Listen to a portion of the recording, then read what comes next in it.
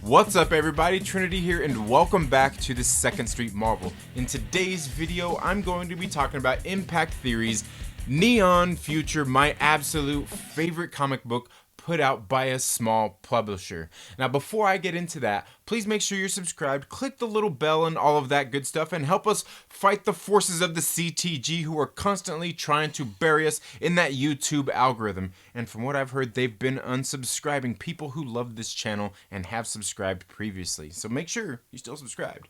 Now, as I said, today I'm going to be talking about Impact Theory's Neon Future. This just currently became available on trade paperback, as you can see right there, Volume 1, and this is an absolutely beautiful cover, beautiful book. I'm not sure if you can see that here, but it's kind of got a matte finish, and then the butterflies on there are kind of shiny. They're done in a nice glossy finish, which is actually very representative of exactly what you get in this book. Just absolutely beautiful art with beautiful colors and a really great story. Now, if you don't know who Impact Theory is, I suggest you go look them up here on YouTube and check out Tom Bilyeu's channel and see what all they do there. Tom Bilyeu is the co-founder of Impact Theory, and basically what they do over there is they're trying to help people improve their lives to lead better lives, whether that be through health or even some of their videos where they're talking about with other successful people and how you can be successful. I like what they're doing over at Impact Theory, and this is the first title on Impact Theory Comics. Okay, now this is their first and only title. They will be having a title getting ready to come out at the beginning, somewhere near the beginning of 2020, and I can't wait to read it. It's going to be called Hexagon.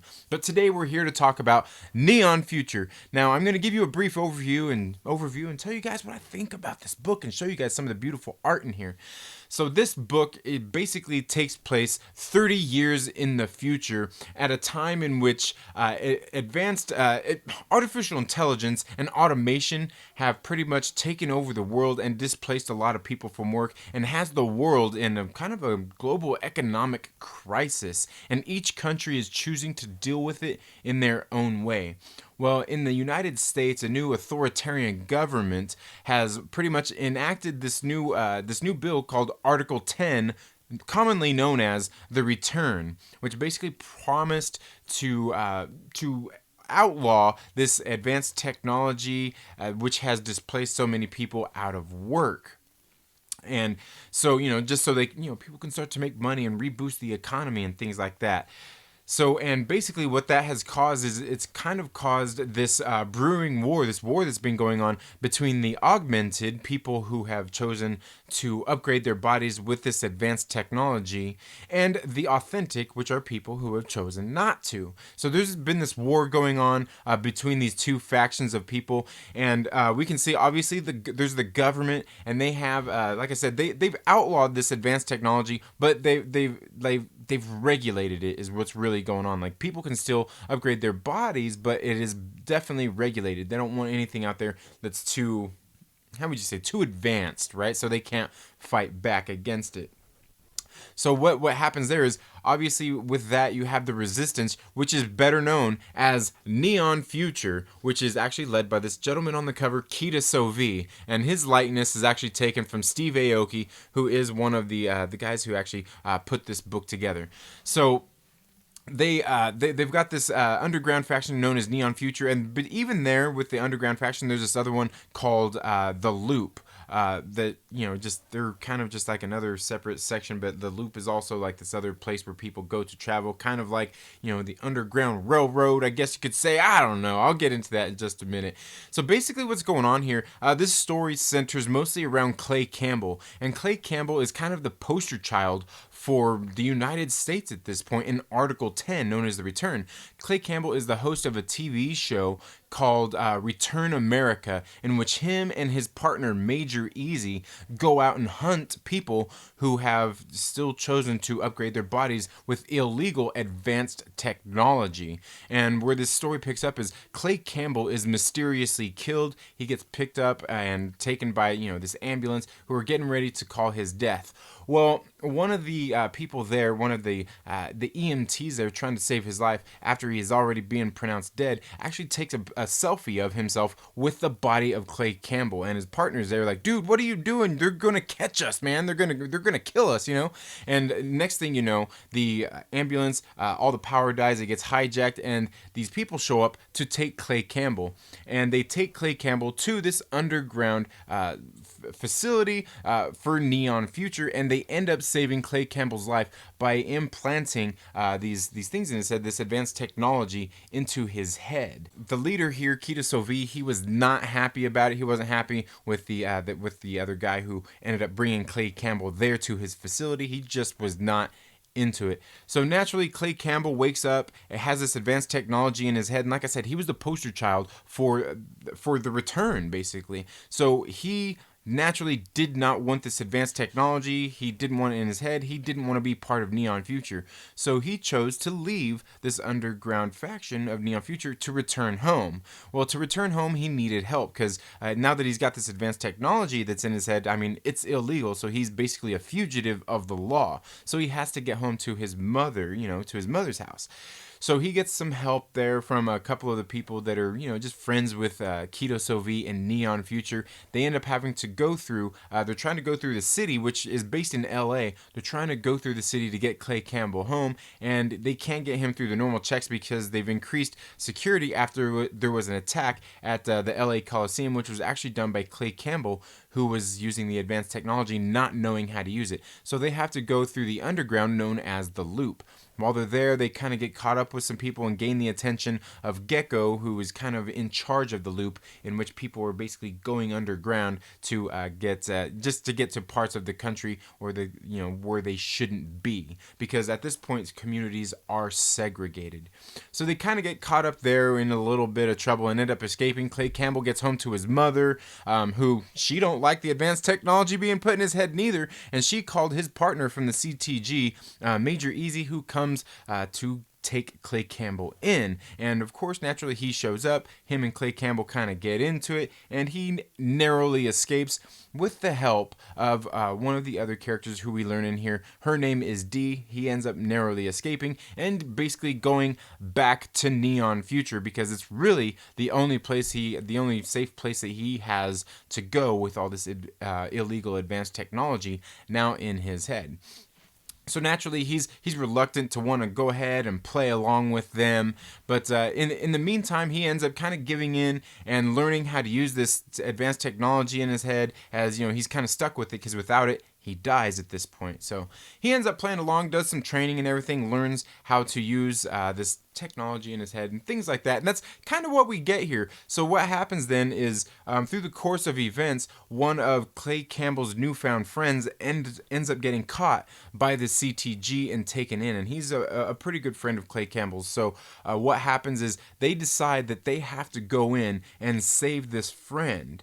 And so, naturally, Clay Campbell decides to go ahead and help in the aid and the rescue of his friend. So they have to go break into the CTG to save his friend. And in the end, they are successful. But I don't want to give every single thing away here, guys, okay? Altogether, I think this series is really well done. And, There's a lot of absolutely beautiful art in just throughout this book. I'll go ahead and show some of that to you guys right here. You can see some of that just absolutely great and beautiful art. And like I said, the covers here, they just say so much. I mean, look at this cover for like the issue number 2. I mean, there's absolutely beautiful covers, beautiful story. The characters in here were really well written. The art in here, like I said, is absolutely beautiful.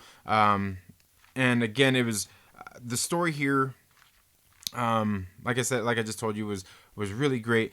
And there's just different ways that they have to go through. Now, this story, like I said, it draws a lot of parallels. It's a cyberpunk tale, so it draws a lot of parallels to just other things that have been out there, like Blade Runner, The Matrix, and just things like that. Even like Ghost in the Shell. There's a bunch of references to those kinds of things in this book, and I think that's something they're well aware of when they made this book.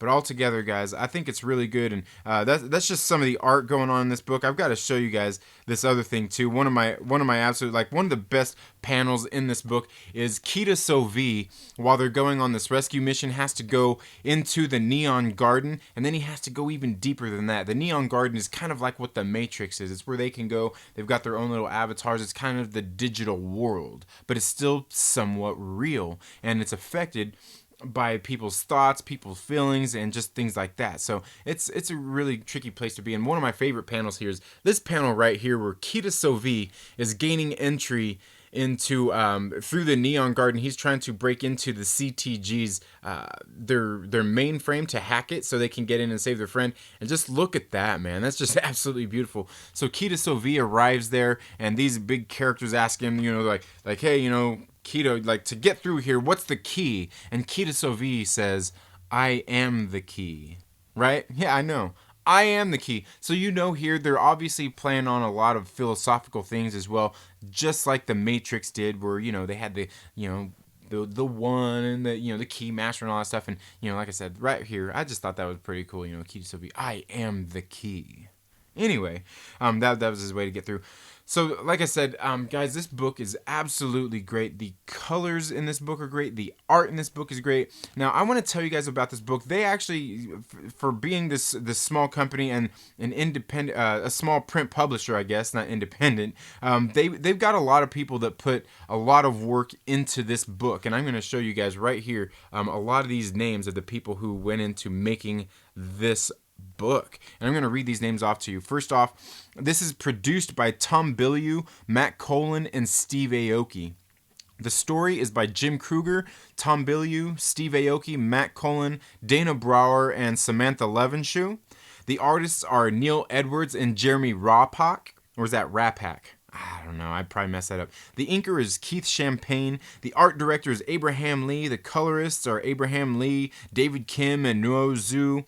The additional colors are done by Gabe Alataib, Anthony Washington, and Sendon Claiborne. The letters are by A Larger World Studios and Farhad Hadarian. Additional letters by Samantha Levenshoe and Clem Robbins. Covers by Jeremy Rapak, Abraham Lee, and Maisij Kusiara. The production director is Casey Elliott, and design director is Farhad Hadarian as well. And I'm sorry, I probably butchered some of those names along the way. I guarantee you I did. Like I said, guys, this book is absolutely beautiful, and it just became available on trade paperback, volume 1 right there. It's got 6 issues. Now, they originally started off only with the plan of doing these 6 issues, and through the course of it, they ended up, it took off and it kind of became successful. They went ahead and okayed 6 more issues to get to 12, and even along the way there, by the time they got to the end of these first 6 issues, they okayed 6 more issues. So we know we're getting 3 volumes out of this series, going through at least 18 issues. And guys, I gotta say, I think that is a very good thing. Like I said, guys, this is my absolute favorite small print publisher who has released a book this year. It's a cyberpunk tale taking place in the future. I think that you guys should check it out. And if you're into cyberpunk, it's definitely worth the read. If you just want to go out there and support a small print publisher, something that's just a really good book and with really good writers, really good art. Like I'm telling you guys, this is my absolute favorite small print comic book of the year, and it is now available on trade paperback. And if you haven't seen any of my other reviews on the single issues, you should make sure that you go and check those out. I have created a playlist of those here on the channel. So I don't know. I guess that's really all I have to say about this, guys. Like I said, this is a great book. I think it's one you guys should definitely go out there and check out. So let me know down in the comments below, guys. Have you read Neon Future? If so, what did you think about it? If not, why not? And does it sound like something that you might want to read? Let's have a discussion down in the comments below. that's all I have for this video today, folks. Thank you all so much for tuning into the Second Street Marvel today. Now, if you haven't already, please make sure you're subscribed and click that little bell so you get notifications anytime I have uploaded new content. It also sends you out notifications anytime I plan on doing a live video or anytime that I have gone live. And while you're at it, make sure you give this video a thumbs up, and if you don't like it, feel free to give it a thumbs down. It's okay, I do not take it personally. But while you're at it, make sure that you share this video with a friend and invite them to come hang out with us here on the Second Street Marvel. You all have a very good day, have a great rest of your week, happy reading, and we'll see you in the next video. Later.